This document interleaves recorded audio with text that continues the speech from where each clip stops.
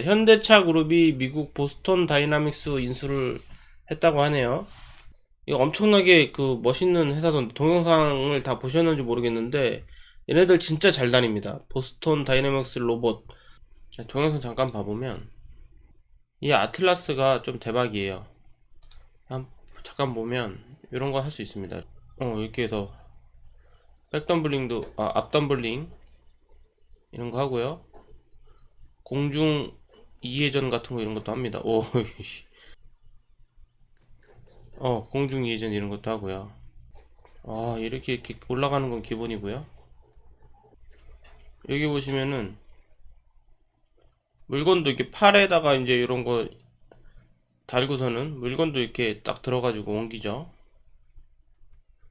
이런 거 보면은 이제 여기 이제 잘 움직이잖아요. 얘네들이 잘 움직이는데 엄청 잘 움직이고, 팔에다가 아까 뭐 로봇 팔을 아예 달아도 될 것 같고, 사람 손처럼. 아니면 아까 같은 경우는 무슨, 그러니까 안 미끄러지게 하는 요런 판때기 같은 걸 좀 달고 상자를 막 이렇게 옮기잖아요. 그럼 이제 현대차가 이제 이런 거를 활용을 하면 이런 게 되는 거죠. 이제 자율주행차 되죠. 자율주행차 되면 할 수 있는 게 뭐냐면 이제 전기차로 되겠죠. 전기차로 되면 이제 필요한 게 이제 우리가 이제 그 충전 인프라 일단 필요할 거고요. 충전 인프라. 이제 여기서 이 아이디어를 뭐 상상력을 좀 발휘해 보면 뭐 이런 게 될 수도 있죠. 충전 인프라를 아예 이제 전부 다 선치를 하는 방법도 있겠죠. 그 뭐 아파트나 주유소나 이런 그 전기 코드를 진짜 여러 개 이렇게 하는 방법도 있을 거고, 아니면은 이거를 이제 다 이제 여기저기 이제 만들기 이제 조금 그렇다면은 이제 그 전에 이제 로봇이 이제 먼저 이렇게 활성화가 된다.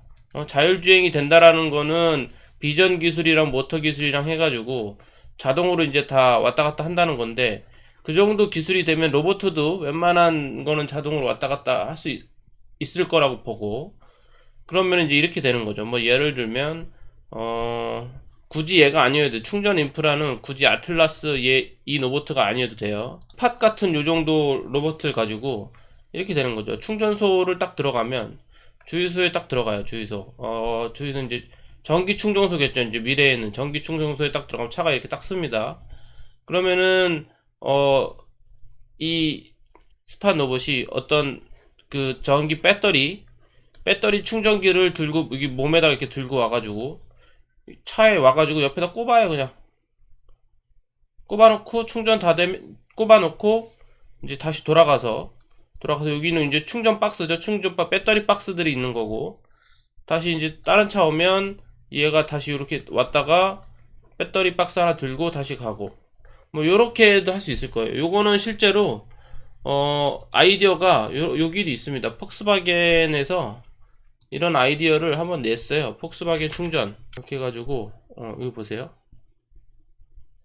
실제로 충전 배터리를 여기 가져다가 차에 싹 가가지고 이런 컨셉인 거죠. 딱 그 꼽아놔, 샥 꼽아놓고 얘는 다시 와요.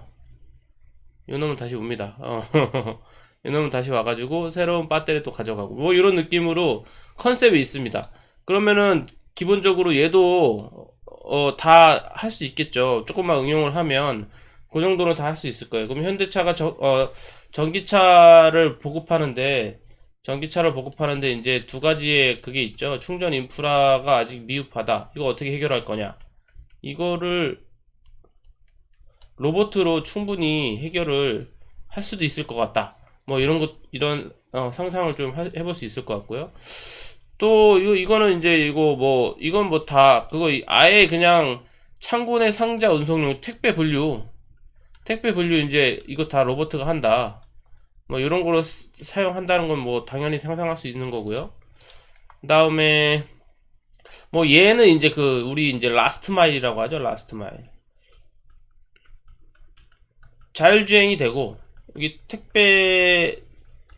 택배도 이제 택배 이제 왔다 갔다 하는 차들도 이제 자율주행으로 왔다 갔다 하는데, 요 자동차에서 이 아파트 집까지 이거 누가 옮길 거냐? 요 문제가 이제 라스트 마일 문제인데, 뭐 로봇 잘 되면 얘가 하면 되죠. 그냥 얘가 하면 돼요. 얘에다가 택배 기사 옷 이렇게 딱 유니폼 딱 입히고요. 택배에게 택배 이렇게 해가지고 유니폼 딱 입혀놓고 얘가 자율주행차가 이제 택배 물건들 박스들 막 실어가지고 목적지까지 딱 자기가 가고 도착하면 이런 로버트가 이제 싹 내려가지고 택배 상자 하나 딱 들고 이게 쫄쫄쫄쫄쫄쫄 가가지고 여기다가 앞에다 딱 놓고 다시 오는 거죠.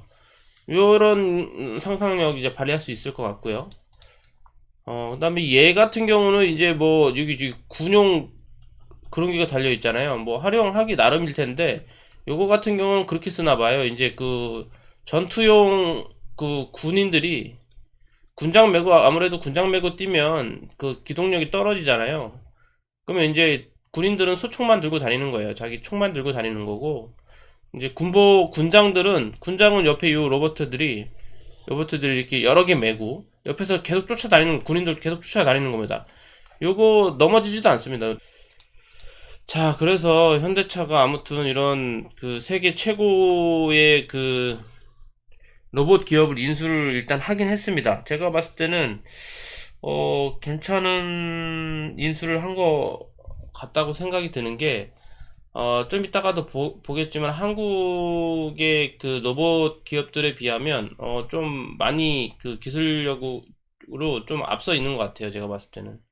한국에서 뭐 연구소 레벨에서는 정확히 모르겠는데 기업 레벨에서는 아무튼 요 정도 하는 기업은 찾기가 쉽지 않을 거예요. 그리고 만약에 이제 지금 이게 문제는 뭐냐면 이 버스턴 다이나믹스가 사실 여기저기 인수를 좀 됐었어요. 구글에서도 얘네를 가져갔었고요. 구글. 그 다음에 소프트뱅크에서도 얘네가 가져갔었고 다 가져갔다가 이게 지금 다 다시 현대차로 온 거죠. 결국에 현대차로 왔습니다. 얘네들은 근데 가져가봐야 어차피 연구개발만 얘네들이 하는 데니까 연구개발만 하는 데니까 얘네도 소프트웨어 하는 데고 여기는 뭐 투자회사라고 해야 되나요? 소프트뱅크 뭐 통신회사 뭐 하여튼 뭐 이런 느낌인 건데 얘네들이 보스턴 다이나믹스를 가져가봐야 대량 생산이 어차피 안 돼요. 근데 현대차는 대량 생산하는 뭐 기술이 있잖아요. 자동차. 그래서 만약에 요런 상상을 또 해보자면 이게 좀 대박인 거죠. 만약에 이 로봇들 중에 어떤 거 하나를 AI를 조금 이제 씌워가지고 AI를 좀 씌워가지고 대량 생산을 한다. 컨베이어 벨트에 실려가지고 한 시간에 한 대씩 생산한다. 그러면 이건 또 얘기가 달라지죠. 현대차가 뭐 그런 계획을 가지고 있는지는 정확히 모르겠는데, 뭐 이렇게 이왕 인수를 한 거 그 정도까지 가야 되지 않을까요? 그렇게까지 가게 되면 현대차를 밸류에이션 하려 그러면 어디까지 밸류에이션을 해야 될지 가늠도 안 오긴 하는데, 그죠? 뭐 아무튼 지켜봐야 되겠죠?